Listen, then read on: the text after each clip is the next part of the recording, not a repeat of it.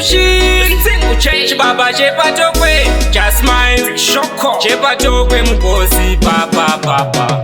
Tenga mamba moisa patepo, kinini moni papulekilepo. My grades are available. Kufara nasi kojoko cheko. Wawa, kunoni itira zvako.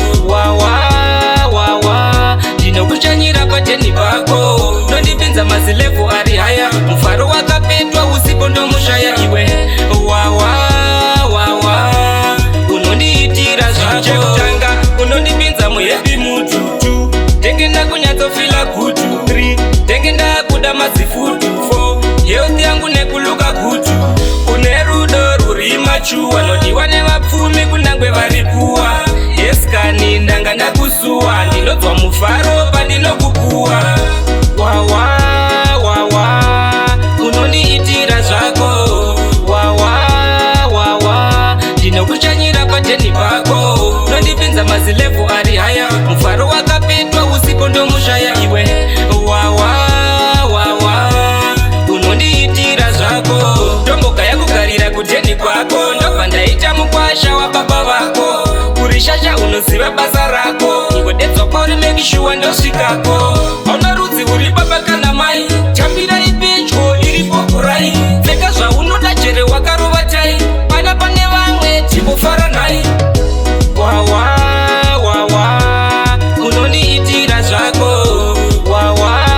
Wawa, ndinokuchanyira pateni pako. Nondipinza mazilevu ari haya. Mufaro wakapetwa usipo ndomushaya iwe. Wawa, unondiitira zvako. Unondipinza muhepi mututu. Tengenda kunyatsofila kutu 3. Tengenda kuda mazifutu 4. Health yangu nekuluka kutu. Une rudo ruri machuwa. Nodiwa nevapfumi kunangwe varikuwa.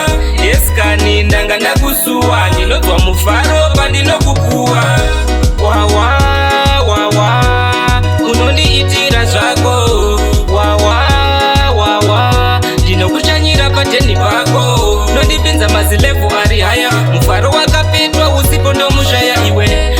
Wawa, unondiitira zvako. Tomboka yakugarira kuteni kwako. Ndobva ndaita mukwasha wababa vako. Kurishasha unoziva basa rako. Ngodedzwa kwauri mekishuwa ndosvikako.